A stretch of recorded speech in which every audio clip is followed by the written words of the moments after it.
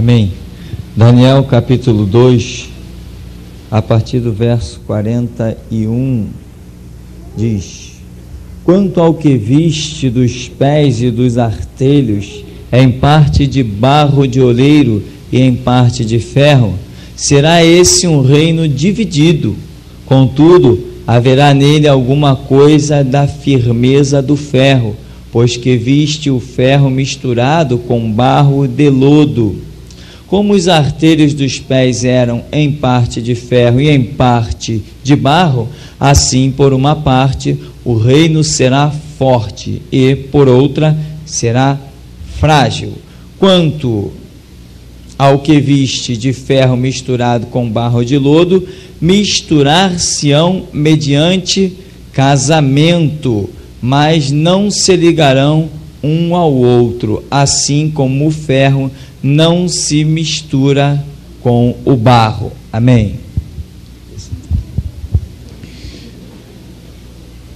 Irmãos, esta é a palavra que o profeta Daniel dá ao rei Nabucodonosor na interpretação da questão da estátua, que conta a sucessão dos reinos humanos, por isso representado pela estátua, os reinos humanos que aconteceriam sobre a terra. Aqueles 4 reinos eram o máximo, porque 4 é justamente aquilo que abrange a terra, que vem pela ação do próprio homem. Então, aqueles 4 reinos, desde a cabeça até os pés, uma série de fatores, Daniel explica, e você pode conferir no capítulo 2. Mas o que eu me prendo é a esta questão que Daniel fala aqui, no verso 43, quanto ao que viste de ferro misturado com barro de lodo, misturar-se-ão mediante casamento. A outra versão, revista e corrigida, ela diz misturar-se-ão mediante semente humana, e a interpretação mais imediata é casamento. Porém, se nós analisarmos o que os impérios faziam quando queriam se fortalecer, criar alianças, um rei dava sua filha em casamento ao filho de outro reino, e assim é o que acontece aqui, né? Essa visão é fortificar-se-ão mediante semente humana. Essa interpretação é bem direta. Porém, quando um rei dava a sua filha em casamento para alguém de outro reino, a questão que gira em torno disso é o quê?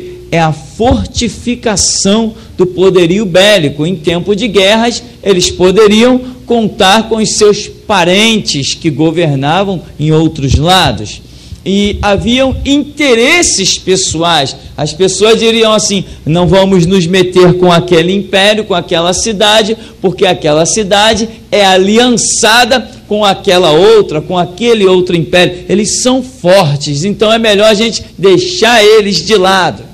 Era isso que acontecia, e Daniel está prevendo aqui, mas a visão de Daniel, se você percebeu, ela não vai na cabeça da estátua aqui nessa interpretação, ela não vai ao peitoral, não vai ao ventre, nem às coxas, ela vai direto lá nos pés.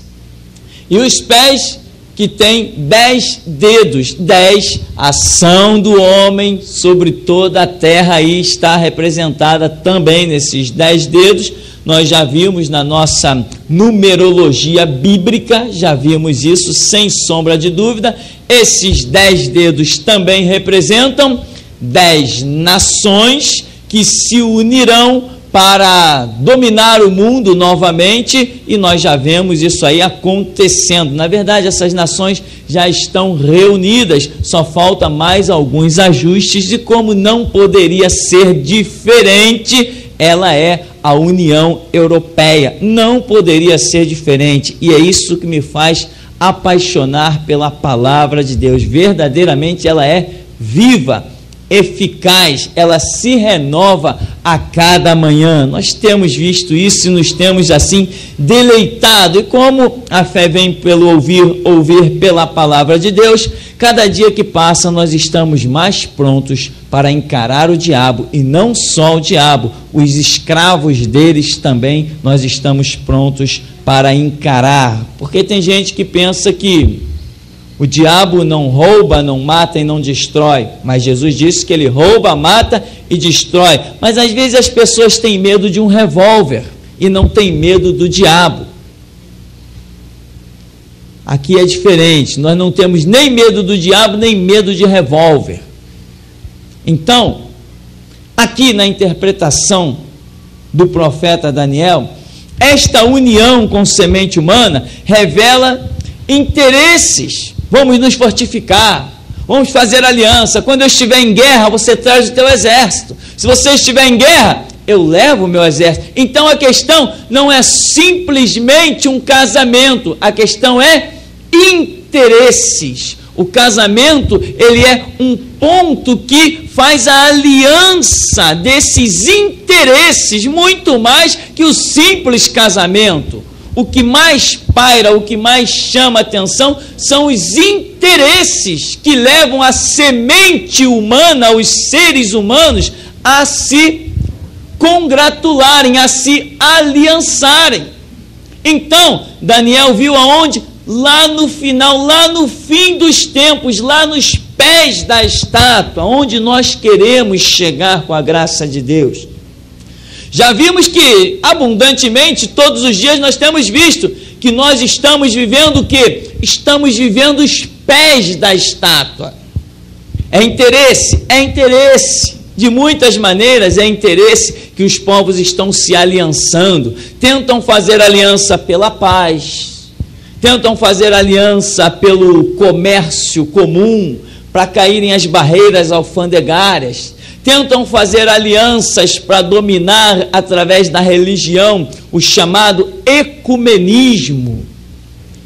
É mais uma semente humana, são os homens se aliançando, se reunindo, se congratulando, dando presente um para os outros. Presidente daqui vai para lá, presidente de lá vem para cá, gastam fortuna dos seus súditos que cooperam com os impostos e atravessam mares para chegar lá do outro lado e tomar um cafezinho. Que descaramento! Ainda tem gente que acha que eu tenho que ficar calado. Tem gente, tem aí uma tal de Benedita, que pensa que é crente e atravessa, gasta dinheiro do Estado, que é uma beleza. Fui lá não sei aonde para participar de um café com crente. Essa gente não tem vergonha na cara de se dizer crente. Gasta o dinheiro da nação descaradamente, com um monte de gente morando debaixo do viaduto. Eles dizem que atravessaram, pagaram viagem de avião, ida e volta para tomar um cafezinho do outro lado, depois entram dentro da igreja para dizer que são crentes, e eu, pobre coitado aqui do morro, tenho que ficar calado, porque os outros dizem que eu falo demais. Eu falo demais porque eu ouço e vejo demais, então tenho que falar, senão eu morro sufocado. E eu não falo só aqui não, tá, irmão? Eu largo mesmo o verbo, eu aprego aos telhados, eu solto na rádio, eu mando CD para tudo que é lado. Se um dia eles acharem que pode me prender, eles vêm aqui e tenta. Amém? Mas calar eu não calo. Eu fui chamado para amar a verdade e a justiça, e eu não abro mão disso. Eu acho que esse mundo está muito quieto, mas enquanto eu estiver por aqui, eu vou sacudir o caldeirão. Irmãos, então Daniel está mostrando que alianças é o que vai acontecer nos últimos tempos. E eu te pergunto, você tem visto alianças? Você tem visto ou não tem visto? Aliança, lembra de Daniel capítulo 9, quando fala do surgimento do anticristo? O anticristo surgirá neste mundo. O que marca a vinda do anticristo ao cenário mundial? Como que ele vai aparecer? Aliança de paz com os judeus, e os judeus vão engolir ele, que é uma maravilha. Sabe por quê? Porque eles ignorantemente estão esperando o Messias. O Messias já está para vir pela segunda vez e eles estão esperando pela primeira. Vão fazer uma aliança com quem? com o anticristo eles vão fazer, aquele cujos propósitos são cabalmente, totalmente contrários a Cristo, é com este que eles vão fazer aliança. Mas, totalmente iludidos.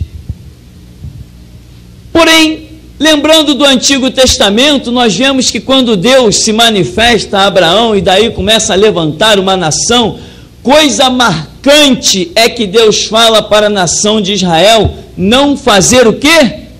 A aliança, as benditas alianças.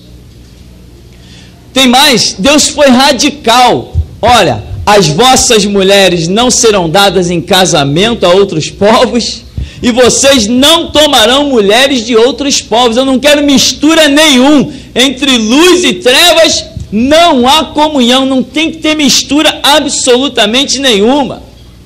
Quando um rei de Israel ia lá consultar um outro império, olha, tem inimigo subindo contra nós e vocês não podem nos ajudar, o profeta saía no meio do caminho: vem cá, não há Deus em Israel não? Para você ir buscar ajuda em outros povos? Já que você foi buscar ajuda em outros povos, foi tentar fazer aliança, a história é o seguinte: assim diz o Senhor, vocês não vão resistir, vocês vão cair a espada, para saber que só o Senhor é Deus, Ele é quem livra. Meu irmão, Deus te chamou, não é para se aliançar, não é. Olha, hoje há interesse, nós estamos vivendo o tempo dos pés da estátua. Estude com carinho, entra no teu quarto, se tranca para receber a revelação, porque não há tempo para falar tudo de uma vez. Não perca as apostilas que temos dado, não perca os estudos, entra lá no teu quarto, leva a Deus a sério para você saber que tempo nós estamos vivendo. Eu estou te adiantando, estamos vivendo o tempo dos pés da estátua de Daniel. É o tempo do ecumenismo, em que vai haver uma tentativa de reunir todas as religiões.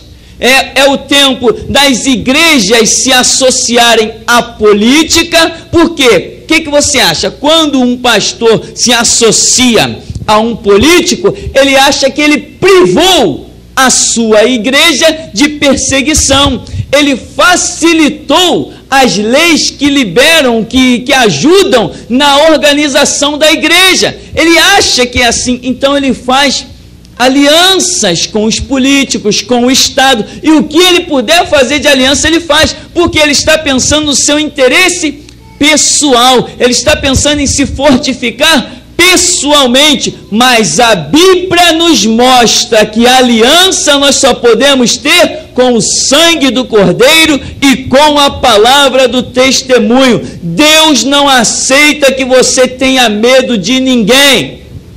Não adianta fazer aliança com quem quer que seja para se resguardar do mal. Quem nos guarda do mal, a Bíblia diz que é Deus, e como você vê, até aqui nos ajudou o Senhor.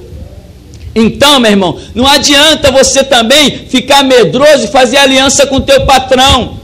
Quando ele às sextas-feiras te chama lá para as gracinhas ou nos feriados, e você acompanhar o teu patrão para ter afinidade com ele, você não tem que ter afinidade com o teu patrão, você tem que ter afinidade com o teu Senhor Jesus. Não faz aliança com o teu patrão. Você é crente, você é discípulo de Jesus Cristo. Você tem patrão é no céu, meu irmão, não é na terra. Quem põe o pão na tua mesa não são os homens da terra, é o homem do céu, é ele que põe o pão na tua mesa. E tem muita gente nesses últimos tempos que vão cair, e aparentemente vai parecer que estão de pé. Vai parecer, mas a realidade é que quem tem a visão e o conhecimento das coisas espirituais verá que estão caídos. A Escritura diz que os que confiam no Senhor renovarão as suas forças, subirão com asas de águia, correrão, não se cansarão, caminharão e não se fadigarão. Os que confiam no Senhor. Irmão, estamos vivendo um tempo em que ou você vai confiar ou realmente, meu irmão, os crentes serão contados nos dedos de uma mão só. Olha se não é isso. Olha os que pregam na televisão, o que eles pregam? Eles pregam o quê?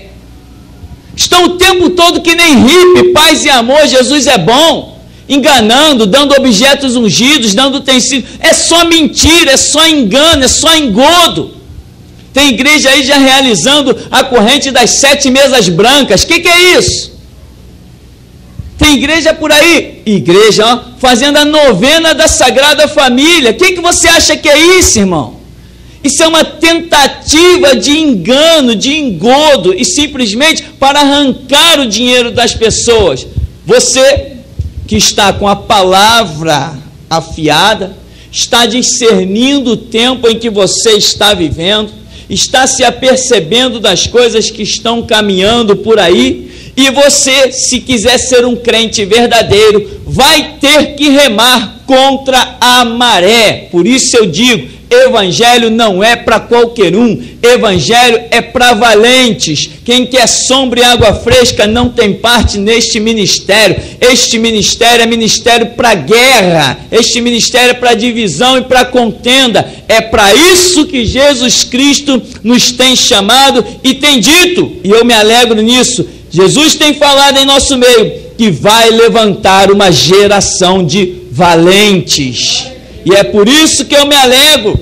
Quando eu vejo as pessoas chegarem neste lugar, eu digo, eis aí mais um valente que Jesus chamou. Veremos se passará pelas provas e se permanecerá. Naum 1:7 diz que o Senhor é bom, é uma fortaleza no dia da angústia e conhece os que nele confiam, os que nele confiam. Mas quem não confia em Deus, vai buscar ajuda no Estado, vai buscar ajuda no comum de hoje, nos políticos, e vai ser reprovado. Você tem Deus, meu irmão? Então tem que buscar esse Deus. Você diz que o meu Deus me ouve, não é isso que nós dizemos? Então nós temos que clamar esse Deus. O meu Deus tem solução e tem resposta para mim. Então tem. Por que eu vou fazer aliança com alguém se eu tenho Deus para socorrer a minha causa? Por que eu vou me preocupar em bater na porta dos homens se Jesus Cristo me diz assim, batei na minha porta e abrir-se-vos-á? Buscai no meu celeiro e achareis. Pedir e dar-se-vos-á. Ele está falando, clama a mim, responder-te-ei. Ele me invocará, eu lhe responderei. Se vós estiveres em mim, as minhas palavras em vós, pedireis tudo o que quiser e vos será feito. Eu tenho um Deus para me socorrer. Eu tenho um Deus para me manter vivo. Eu tenho um Deus para me manter à parte das abominações do mundo. A lama do mundo não me mancha. Eu já decidi a quem eu vou seguir. Eu tenho livre-arbítrio e mente sadia. Eu só tenho aliança com o sangue de Jesus e com esta palavra. Por ela eu vivo e por ela eu morro. Eu não abro mão. Nós estamos vivendo o tempo de você olhar grandes ministérios caídos, mas aparentemente de pé. Mas até a hora que você for projetado por Deus, soltar o verbo, aí todos verão que eles estão caídos. Mas Deus precisa de alguém que mostre que eles estão caídos. Este é o teu chamado. Neste lugar é o teu chamado. Meu irmão, não pense, não se ilude, não adianta querer usar uma capa de cordeiro, ou seja lá o que for. Se você bateu nesse ministério, não ouses pensar que vai sair daqui e pregar que Jesus é bom. Isso todo mundo já sabe, todo mundo já prega. O chamado neste lugar é outro. Lá em Deuteronômio capítulo 20, no verso 1, diz: quando saíres a peleja contra os teus inimigos, vires o quê? Carro, cavalo, povo, em maior número do que tu, deles não terás temor. Ou seja, não vai buscar aliança em outro canto, não. Não vai, não. Eles podem ser maior do que vocês, mas não terás temor deles. Por quê? Porque o Senhor, o teu Deus, está contigo. O teu Deus que te tirou da onde? Da terra do Egito. Agora você sabe quem é o teu Deus que te tirou da escravidão? Sabe o que significa a terra do Egito? A terra do Egito era o catolicismo, que você estava escravizado, era o espiritismo, que você estava escravizado, era a igreja universal, que você estava escravizado, era a igreja pentecostal, que você estava escravizado, a Deus é amor, era tantos segmentos, era o testemunha de Jeová, era o adventismo, tudo isso você estava escravizado, tudo isso é terra do Egito nas nossas vidas. Mas ele nos libertou. E como que ele libertou do Egito? Lembra dos sinais? Lembra das pragas? Que exército Deus usou para libertar o seu povo? Ele usou um exército de anjos, arcanjos, querubins e serafins. Ninguém viu, mas ele usou. Quem abriu o mar vermelho? Que exército? Que poder administrativo, que poderio bélico Deus usou para libertar o seu povo? Chamou um Moisés ninguém lá perdido no deserto, se manifestou para ele igual tem se manifestado para você, falou com ele igual tem falado contigo, revestiu ele igual tem revestido você, derramou o Espírito e a unção como tem derramado sobre você, e disse: vai que eu sou contigo. Você é igreja, você está cheio do poder de Deus, você está cheio do Espírito de Deus, e é tempo desse poder fluir, e você permitir ele fluir. Se você tremer, se você temer, se você duvidar quem é o teu Deus, meu irmão, você vai fazer aliança como todo mundo está fazendo. Você vai se vender como todo mundo está se vendendo. Você vai pisar no sangue de Cristo como todo mundo está pisando. Jesus Cristo ressuscita e diz: todo o poder me é dado nos céus e na terra, mas na boca do monte de pastores isso tem se tornado uma mentira, porque Jesus Cristo não tem sido suficiente para eles. Quando eles veem o mal, ao invés de eles correr para o seu quarto, fechar a porta e falar com Deus, eles correm para buscar o homem. Certa vez um rei de Israel estava doente. Nosso contexto não é cura, mas só para você ter uma ideia de quem é Deus. E esse rei mandou um mensageiro: vai lá na terra tal, no reino distante, consulte os médicos por mim, traz um médico, qualquer coisa desse tipo. Quando o homem ia pelo meio do caminho na estrada, Elias, se não me falha a memória, sai ao encontro dele e diz assim: onde tu vai, mensageiro? Ah, o rei está doente, eu vou consultar os médicos. Ué, porventura não há Deus em Israel? Porventura não há Deus em Israel para que ele mande consultar os médicos? Pois diz para ele, da cama que ele subiu ele não desce. Irmãos, porventura não há Deus na tua vida? Porventura esse livro que você diz que é a palavra de Deus, é a palavra de Deus só quando nos convém? Esse livro tem que ser a palavra de Deus quando a gente tem que chorar lágrima de sangue, quando a gente tem que se humilhar, quando a gente tem que bater, quando a gente tem que clamar, quando tem que carejar os joelhos, porque nós veremos a glória de Deus. Ele prometeu, ele cumprirá. Ele não é homem que mente, nem filho de homem que se arrepende. Jesus Cristo não é mentiroso. Você não precisa de nada deste mundo. Se você crê, tu vê a glória de Deus. Ele prometeu.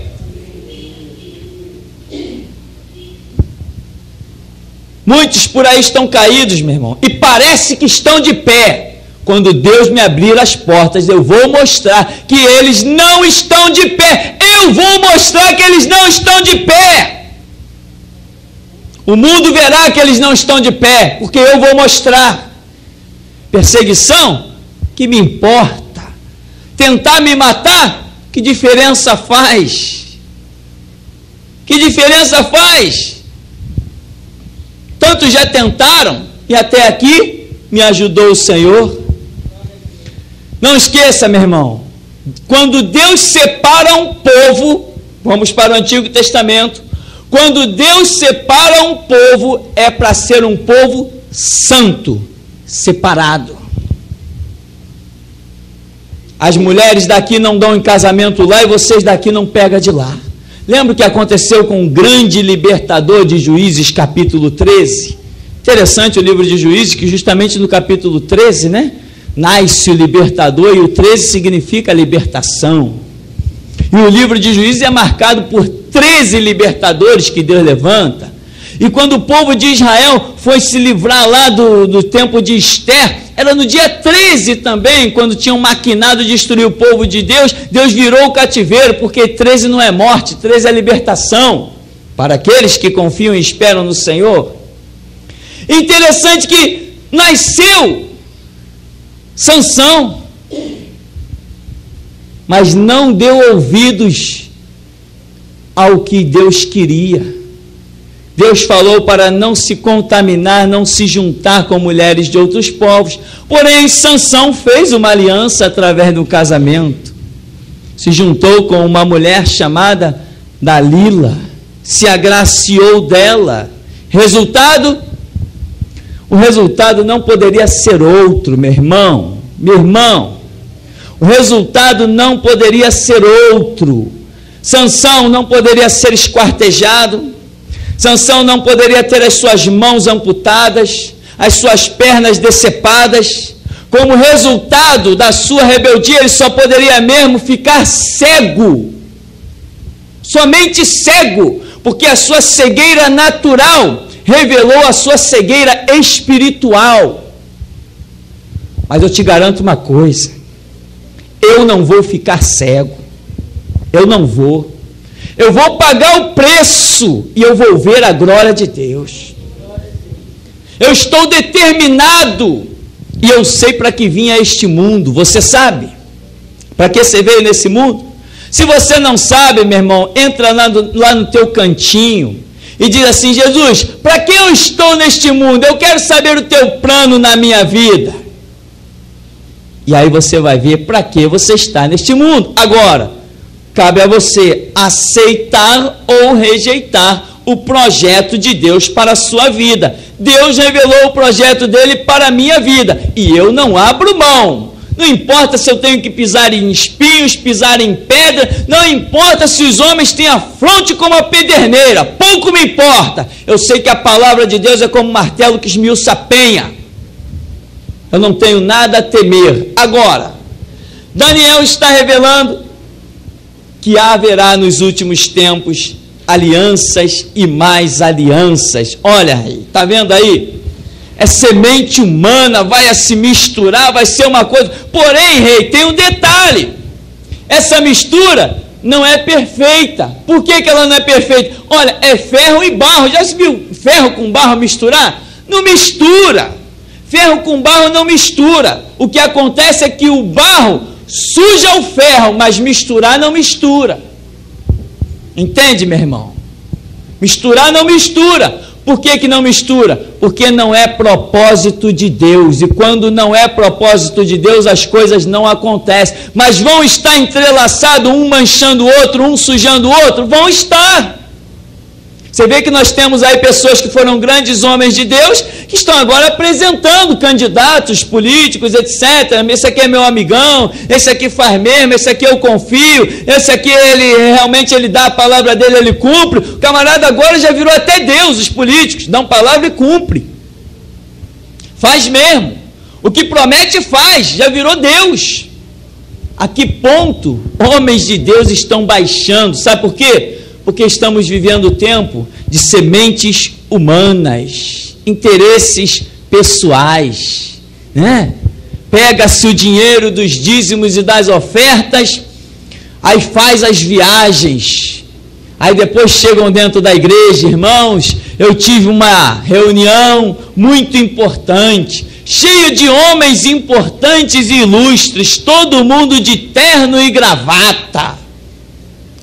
Mas ninguém, irmão, cheio do Espírito Santo e da sabedoria que vem do alto, como nós pequeninos temos. E Deus usa as coisas pequeninas, as coisas loucas deste mundo, para confundir as sábias, os sábios e entendidos. Por isso você tem que se preparar para ser levantado na graça e no poder de Deus e fazer a diferença. Porque muitos são chamados, mas poucos escolhidos. É o tempo, meu irmão, de muitos caírem e poucos ficarem de pé. Mais do que nunca nós vamos ver cumpridas o que diz Daniel, e mais do que nunca nós vamos ver cumprido o que diz Jesus.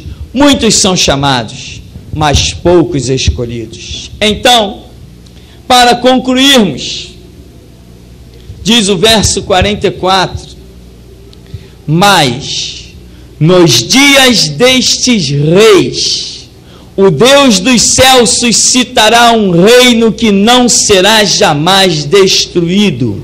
Este reino não passará a outro povo, esmiuçará e consumirá todos estes reinos, mas ele mesmo subsistirá para sempre. É este reino, do verso 44, que nós pertencemos. Um reino que dura para sempre. Hoje nós estamos apenas dando início a ele nessa terra, estamos apenas deixando vestígios dele, mas logo, logo ele será pleno, como a pedra que se transforma num grande monte e toma toda a terra. E nós estaremos, como diz a Escritura, seremos reis e sacerdotes do Altíssimo e reinaremos com Cristo 1000 anos. Amém, irmão? Então, concluímos assim: o mundo está no seu tempo de fazer alianças, mas nós, a Deus, não vamos fazer estas alianças. O Senhor nos abençoe em nome de Jesus.